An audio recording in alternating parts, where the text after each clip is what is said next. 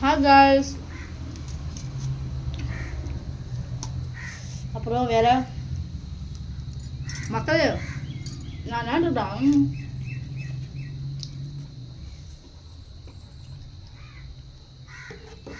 திவ்யாவுக்குள்ள இப்படி என்ன மூளை வந்துச்சு, இப்படி எப்படி இவ்வளோ அறிவு வந்துச்சுன்னு தானே யோசிக்கிறீங்க. எல்லாம் புக்கை பார்த்து கற்றுக்கிட்டேன். படிச்சு நானா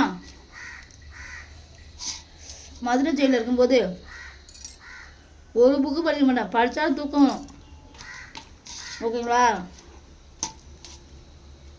அங்கெல்லாம் ராஜேஷ்குமார் புக்கெல்லாம் இருக்காது அவ்வளோவா. நான் தேடி பார்த்து நம்மளே எடுக்கணும். அதனால வேறு சோம்பேறி. அது வந்து க்ரைம் நாவல். நான் வந்து படித்த புக்கு வேலூர் சில ராஜேஷ்குமார் புக்கு தான் படிப்பேன். ராஜேஷ்குமார் ஆக்டருங்க, ஆத்தர். அவரோட ஸ்டோரிக்கு நான் அடிமை. ஒரு ஒரு க்ரைமும் எப்படி தெரியுமா இருக்கும். தப்பு செஞ்சவனை கண்டே பிடிக்க முடியாதுங்க. ஆனால் கிளைமேக்ஸில் குற்றவாளியை ஈஸியாக கண்டுபிடிக்க தான் அந்த க்ரைமோட வேலையே. சரிங்களா? அவ்வளோ அருமையாக இருக்கும். கருடா புராணம் நிறைய அந்த டிச்சிலலாம் வேற லெவலுங்க. ராஜேஷ்குமார் புக்கு ரொம்ப பவித்ரான ஒரு கேரக்டரு. கல்யாணம் ஆகி ஸ்டோரிலாம் வந்து பார்த்தீங்கன்னா கல்யாணம் ஆகி 100 நாள் பிறந்தநாள் கொண்டாடுறாங்க. ஒருத்தன் வந்து நல்லா பெரிய கம்பெனியில் வேலை பார்க்குறவன் வந்து பார்த்திங்கன்னா ஒரு பொண்ணு அழகான தேவதையாக கட்டியிருப்பான். நல்லா ஜாலியாக போவாங்க. அவள் சின்ன விஷயத்துக்குள்ள இதாகிடுவா. அவன் காலேஜ் படிக்கும்போது ஒன் சைடு அவனை ஒருத்தர் வந்து பார்த்திங்கன்னா லவ் பண்ணியிருப்பான். இந்த ஸ்டோரி எனக்கு ரொம்ப பிடிக்கும். சரி, நான் லவ் பண்ணியிருக்கும்போது அவரோட படம் பார்த்துட்டு ஃபோன் அடிக்கிறா. அப்போ அவனுக்கு மீட்டிங் வந்துருச்சு, ஹஸ்பண்ட் மேனேஜர் இருக்கனால. வந்து பார்த்திங்கன்னா அவன் என்ன பண்ணிடுறான் அப்படின்னா, வீட்டுக்கு அவன் வரான். அவன் அந்த அளவில் இருக்கான்னு சொல்லிட்டு அவனை லவ் பண்ண பையன் கட்டி பிடிக்கிறான். ஓகேங்களா? அப்போ அந்த இதில் வந்து பார்த்திங்கன்னா மேலேருந்து சூசைட் பண்ணியிருந்திருப்பான். வந்து பார்த்திங்கன்னா இதுலேருந்து அவன் வீட்டுக்கு வந்தோன்னா ஒரு பெரிய அதிர்ச்சியும். போலீஸ்லாம் வந்து விசாரிப்பாங்க. விசாரிக்கும் போது எதுவுமே தெரியாது. அவன் ரொம்ப குளிச்சு ட்ரிங்க்ஸ் கரெக்டாக இருக்கும்போது அவனோட ஃப்ரெண்டு ஒருத்தன் வந்து அவனுக்கு அவன் இந்த இதுக்குன்னு வந்தால் வந்து அவனுக்கு வந்து எல்லாம் பண்ணி இதெல்லாம் ஈஸியாக மறக்கலாம்டா அப்படி இப்படின்னு சொல்லி அவனுக்கு இருக்கும்போது ட்ரிங்க்ஸ் அடிக்கும்போது உடவிடுவான். அது தெரிஞ்சதுக்கப்புறம் என்ன ஆகுனா, அவன் வந்து அந்த கணவன் வந்து பொண்டாடியை கொன்னவனுக்காக அவனை இதாக்கி என்ன பண்ணான்னா டிச்சுக்குள்ளே போட்டுருவான். ஓகேங்களா? டிச்சுக்குள்ளே போட்டதுன்னா கொஞ்ச நாளைக்கு அப்புறம் என்ன அடைச்சிருக்கு, எதுவும் நாய்க்கு எதுவும் விழுந்துச்சா என்ன அது அப்படின்னு பார்ப்பாங்க. விழுந்து அழைச்சிருக்காங்க உள்ளார.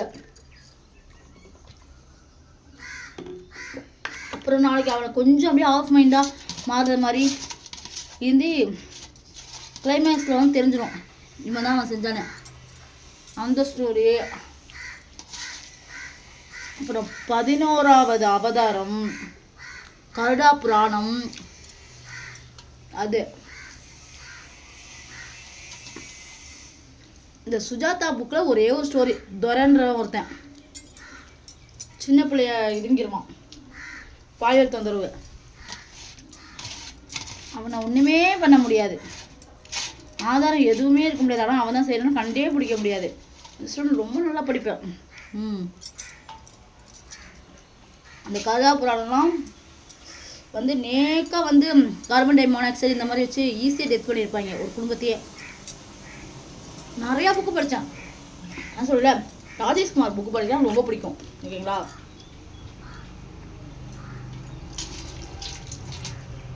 அப்போ நான்லாம் க்ரைம்லேயே ஊர்னவன். 13 மாதம் உள்ளே இருந்தவன். நீங்கள் தான் நின்று பைத்தியக்கார திவ்யாவை நினச்சிட்டு இருக்கீங்க. சரிங்களா? 13 மாதம் உள்ளே போய் பூரா மைண்டோட பிரில்லியண்ட்டாக நான் வந்திருக்கேன். ஏன்னா அசால்ட்டாக நீங்களாம் ஒன்றுமே பண்ண முடியாது. ஓகேங்களா? அதுவும் என்னோட அறிவை வளர்த்துக்கிட்டதே நான் ராஜேஷ்குமார் புக்கு படிச்சு தான். இப்போ கூட எனக்கு நான் வந்து ராஜேஷ்குமார் புக்கு வந்து பார்த்தீங்கன்னா ஆன்லைனில் ஆர்டர் போடான்ட்டு இருக்கேன். அவரோட புக்கை படிக்கணும். அவர் புக்குக்கு நான் அடிட்டுங்க. ஒரு புக்கு குறைஞ்சது 300 ரூபாயிலேருந்து 350 ரூபா தான், அதுக்கு மேலே கிடையாது. மினிமம் 2 ஸ்டோரி தான் அந்த புக்கில் இருக்கும். அந்த மனுஷன் என்னமா எழுதுவான். நீங்களும் ஒரு வாட்டி படித்து பாருங்கள் ராஜேஷ்குமார் புக்கை. நீங்களும் கண்டிப்பாக அடிக்ட் ஆயிடுவீங்க புக் வாங்கி படிக்க. 2000க்கும் மேற்பட்ட புக் எழுதியிருக்காரு அவர்லாம். ஓகேங்களா? ஸோ நான் வந்து என்னோடய டைம் பாஸ் வந்து ராஜேஷ்குமார் புக் படித்து தான் பொழுதுபோக்கை கடத்தினேன். ஓகே, அடுத்த வீடியோவில் பார்க்கலாம். பாய்.